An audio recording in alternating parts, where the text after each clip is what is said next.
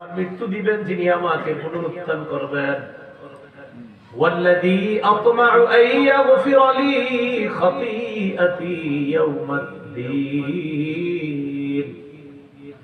যার ব্যাপারে আমার আশা কিয়ামতের ময়দানে আল্লাহ আমাকে maaf করে দিয়ে আল্লাহর জান্নাতের মেহমান বানায়া দিবেন। তাহলে যিনি আমাদের সৃষ্টি করেছেন তিনি আমার রব, তিনি হেদায়েত দান করেন, তিনি জীবন দেন, তিনি মৃত্যু দেন, তিনি আমার রব। এবার আপনারা একটু বলেন, মেয়ে দেয় কে? ছেলে দেয় কে? সন্তান দেয় কে? 25 পারা 7 নম্বর পৃষ্ঠা সূরাতুশ শুরা 49-50 নম্বর আয়াতে আল্লাহ বলেন, লিল্লাহি মুলকুস সামাওয়াতি ওয়াল আরদ, আসমান জমিনের রাজত্ব আল্লাহ। ইয়াখলুকু মা ইয়াশা, তিনি যা ইচ্ছা তা সৃষ্টি করেন। ইয়াহাবু লিমান ইয়াশাউ ইনাসা, তিনি যাকে ইচ্ছা তাকে কন্যা সন্তান দান করেন। ওয়া ইয়াহাবু লিমান ইয়াশাউ যুকুর, তিনি যাকে ইচ্ছা তাকে ছেলে সন্তান দান করেন। আয়াত আমাদের কি শিক্ষা দেয় বলেন? মেয়ে দেয় কে? আল্লাহ। ছেলে দেয় কে? আল্লাহ। এখন আপনি যদি মনে করেন না না অন্য কোথাও ছেলে মেয়ে পাওয়া যায়, আর সেখানে গিয়ে আপনি ধ্যান মগ্ন করতে লাগলেন, আর কেউ প্রশ্ন করলো এখানে কেন? ধ্যান করতেছি, যদি ছেলে হয় যদি মেয়ে হয়, সন্তান হওয়ার জন্য ধ্যান করুন। আল্লাহর কোরআন শিখায় ছেলে দেয় আল্লাহ, মেয়ে দেয় আল্লাহ। আপনি ধ্যান করতেছেন আর বলতেছেন যদি পাওয়া যায়। শিরক, ঈমান চলে যাবে, নতুন করে ঈমান আনতে হবে। আল্লাহ আমাদেরকে বুঝার তৌফিক দান করেন, আমিন। চলেন আমি মূল অংশ এখন আপনাদেরকে শোনাই নাই, এবার 20 পারায় চলে যাই। 17 পৃষ্ঠা সূরা আনকাবুত 16-17 নম্বর আয়াত। আল্লাহ তাআলা বলেন, ওয়া ইব্রাহিম ইয ক্বালা লিকওমিহি ইবুদুল্লাহা ওয়াত্তাকুহু, আমি ইব্রাহিম নবীকে তার জাতির কাছে প্রেরণ করলাম, তিনি তার জাতিকে বললেন, হে আমার সম্প্রদায়, তোমরা আল্লাহর ইবাদত করো, আল্লাহকে ভয় করো।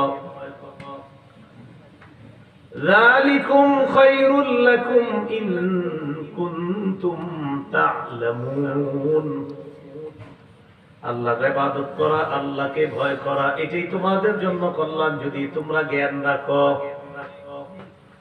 আল্লাহর ইবাদত করা, আল্লাহকে ভয় করা, এটাই তোমাদের জন্য কল্যাণ যদি তোমরা জ্ঞান রাখো। আল্লাহকে রুকু করা, আল্লাহকে সিজদা দেওয়া, এটাই তোমাদের জন্য কল্যাণ যদি তোমরা জ্ঞান রাখো।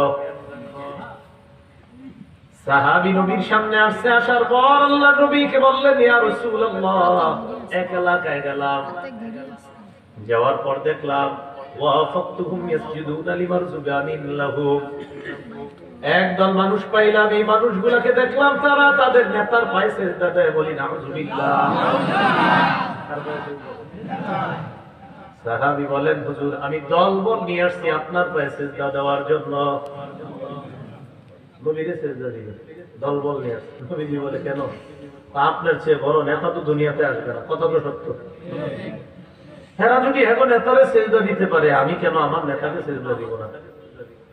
নবীজি বললেন, শোনো, আরাআইতা লাউ কুনতা মারারতা বিকবরি আকুনতা তাসজুদু লা, তুমি যদি আমার কবরের পাশ দিয়ে অতিক্রম করো আমার ইন্তেকালের পর, তুমি কি কবর সিজদা করবা? নবী তার সাহাবীকে বললেন। নবীজি বললেন, সাবধান, জীবদ্দশায় আমাকে সিজদা করবা না, আমার ইন্তেকালের পর যেখানে আমাকে রাখবা সেটাকেও তোমরা সিজদার স্থান বানাবা না। কথা বুঝতেছেন? আমাদের নবীর চাইতে বড় আলেম, বড় পীর, বড় মুফতি, বড় শাইখুল হাদিস, বড় মুহাদ্দিস, বড় আল্লামা, বড় মুফতি, বড় মুফাসসির, দুনিয়ার যত ডিগ্রি আছে নবীর চাইতে বড় কেউ নাই। নবীজির সিজদা দেওয়া শিরক, নবীর কবরকে সিজদা দেওয়া শিরক। অতএব এই জামানার কোন আল্লাহর ওলি যত বড়ই হোক না কেন, তাকে সিজদা দেওয়া শিরক, তার কবরকে সিজদা দেওয়া শিরক। কি কথা বুঝতেছেন? এবার আমার সাথে বলেন, বলেন আমরা আল্লাহর ওলির বিরুদ্ধে না, আল্লাহর ওলির কবরের বিরুদ্ধে না, জিয়ারতের বিরুদ্ধে না, আমরা শিরকের বিরুদ্ধে। কেউ যদি কবরে সিজদা করে আমরা সেটার বিরুদ্ধে, আগেও ছিলাম, এখনো আছি, মৃত্যু পর্যন্ত থাকবো ইনশাআল্লাহ। বলেন কারণ সিজদা একমাত্র একজনকে দিতে হয়, তিনি কে? সাহাবী খালিদ ইবনুল ওয়ালিদ রাদিয়াল্লাহু তাআলা। কি নাম? মাথায় রেখে কোথায় ছিলাম? 20 পারা 17 নম্বর পৃষ্ঠা। আমার আবার এনে নিয়ে এসেন 20 পারা 17 নম্বর পৃষ্ঠা, সূরা আনকাবুতের 16-17 নম্বর আয়াতে আছে। ওখান থেকে আমরা আসতে কোন জায়গায়? ইবাদত শুধু হবে কার? আল্লাহ। সিজদা দিতে হবে শুধু কাকে? আল্লাহ। খালিদ ইবনুল ওয়ালিদ রাদিয়াল্লাহু তাআলা, ওমর ফারুক রাদিয়াল্লাহু তাআলা আনহুর জামানা চলছে। তিনি তখন আমিরুল মুমিনিন, তিনি তখন খলিফা। খালিদ ইবনুল ওয়ালিদ রাদিয়াল্লাহু তাআলা আনহু দাওয়াতি কাজে তারে পাঠাইছে ওমর ফারুক রাদিয়াল্লাহু তাআলা। কোথায়? আরমানিয়া।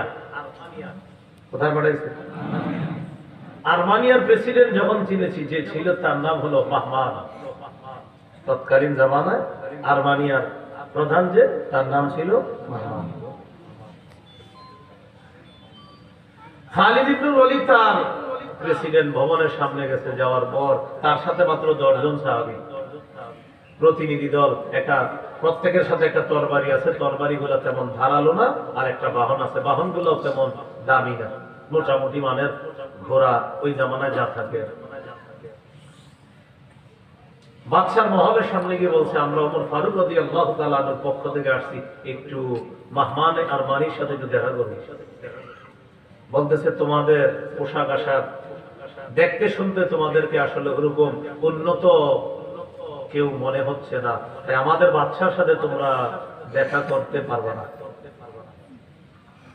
খালিদ ইবনুল ওয়ালিদ বললেন, তোমরা একটু কথা বলে দেখো, আজকে গেলাম আবার আসবো। খালিদ ইবনুল ওয়ালিদ তার সাথে সাথী যারা আছে তাদেরকে নিয়ে চলে গেলেন। যাওয়ার পর আবার কয়েকদিন পরে আসছে, আসার পর বললেন, কি বাদশার সাথে গিয়ে দেখা করার অনুমতি আছে? সামনে থেকে বলে দেওয়া হলো, না, অনুমতি নেই। আবার কয়েকদিন পরে আসছে যে, আমরা তো ওমর ফারুক রাদিয়াল্লাহু তাআলা তার প্রতিনিধি, আরেক বাদশার প্রতিনিধি হয়ে আসছি দেখা করার জন্য, একটু দেখো না, কথা বইলে। প্রেসিডেন্ট ভবনের সামনে যারা পাহারাদার, তারা বাদশার সাথে কথা বলছে, বাদশা, বর্তমান জামানায় যিনি খুব পাওয়ারফুল একজন মুসলিম শাসক ওমর ফারুক, তিনি একটা প্রতিনিধি দল পাঠাইছে আপনার সাথে দেখা করার জন্য, আপনারও তো পাওয়ার কম না। বলতেছে মাহমান, বলতেছে তাদের সাথে তো একটু সাক্ষাৎ করা দরকার, দেখি। খালিদ ইবনুল ওয়ালিদ অনুমতি পাইছে। অনুমতি পাওয়ার পর ওনার সাথে 9 জন, উনি সহ 10 জন নিয়ে উনি বাদশাহ রাজপ্রাসাদে প্রবেশ করতেছে। প্রাসাদে প্রবেশ করার নিয়ম হলো এমন, আপনি ঢুকার সময় মাথাটা নত করতে হবে, এইভাবেই ঢুকতে হবে, এরকম মানে এইরকম ভাবেই দরজাটা করা। খালিদ ইবনুল ওয়ালিদ তার সাথে থাকা মুসলমান যারা আছে তাদেরকে নিয়ে তিনি এইভাবে না ঢুকা, মাথাটা এইভাবে রাইখা, সেজদা অবস্থা না ঢুকা, এইভাবে সব সাহাবীরা ঢুকছে, এইভাবে আস্তে আস্তে ঢুকে। বাদশার পাশে একটা চামচা বসা আছে। মনে রাখবেন, যে কোনো দেশের প্রধান যারা হয়, এরা যতটা না ভালো বা খারাপ হয়, এদের চামচাগুলো এর চেয়ে বেশি খারাপ হয়। এর সব নষ্টের মূলে খালি কাম করা দিন। বর্তমানে আমাদের দেশে একটা গামছার আসন চলতেছে, আমাদের দেশে দিনের মধ্যে শেষ হবে বা হয়ে গেছে। এটা এই বছর বড় করে আয়োজন করছে, কারণ আমাদের দেশে কিছু চামচা আছে, ওই চামচারা এগুলো করে গামছার আসন একদম লিডার পর্যায়ে কিছু আপনার গঞ্জিকাময় লোক আছে, এরা এটা করে। এই জন্য বলছিলাম, দেশের দায়িত্বশীলরা অতটা আপনার খারাপ হয় না, চামচাগুলো যত খারাপ হয়।